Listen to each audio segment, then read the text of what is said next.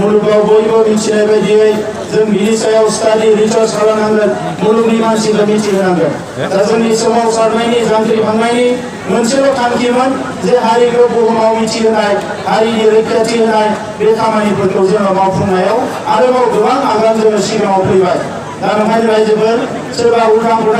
बुंनाय बायदि जोङो खामानि मावा मानोना जोङो जौ लोंनानै भां सोबनानै जाथि सिबिनो फैयाखै जोंनि माखासे दैदेनगिरिफोर दङ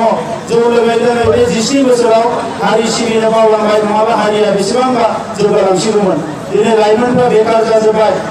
दिनै बन फानना जादों माइ फानना जादों गोरिब गुन्द्रा आइ आफानि थाखाय फैनाय आइ न' जब कार्डनि फैसाफोरखौबो जाजोब्बाय बे गासैखौबो नायनानै आंबो राजखान्थियाव फैनो गोनां जादों राजखान्थिया आंनि खुनु लुबैनाय एबा आंनि थांखि नङामोन दा बे गासैखौबो नायनानै आंबो राजखान्थियाव फैदों हारिनि जेंनाफोरखौ बोस्रांनानै बयबो बर' फिसाफोरखौ जाहाथे गावनि आथिङाव गसंना जानो हानाय माबा मोनसे खालामनो हायो बे थांखिखौ लानानैसो राजखान्थियाव फैदों दा ओंखायनो बे समाव आं गोलाव बाथ्रा बुंनो सानासै बिबुंथि होग्राया कन्टिनिउ खालामगोन नोंथांमोनजों आं उनाव फैनानै जोङो आइजोफोरनि सेल्फ हेल्प ग्रुपफोरजों रायज्लायगोन लाइमोन सेंग्राफोर जायफोर फरायनो गारबाय बिसोरजों रायज्लायगोन फरायबाय थानायफोरजोंबो रायज्लायगोन आबादारिफोरजों रायज्लायगोन गासैबो बिथिंनिफ्राय जोङो जौगानायनि थाखाय खामानि मावगोन आरो भारत सरकारजों आसाम सरकारजों थांनाय 17 बोसोराव ज' सरकार सामलायनानै बिपिएफआ गोबां खाबु मोनदोंमोन नाथाय बे खाबुखौ बिथांमोना लानो रोङासै एबा लायासै जायनि थाखाय दिनै जोंनि जौगानाया नांगौ बायदि जायासै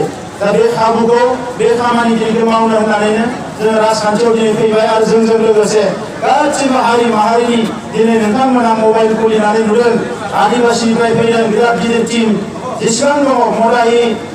सरनिया सानथालि मुसलमानफोरनिफ्राय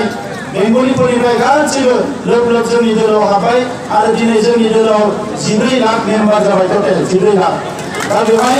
बे दोलोखौ दिनै रावबो सरकार दानायनिफ्राय लाखिनो हानाय नङा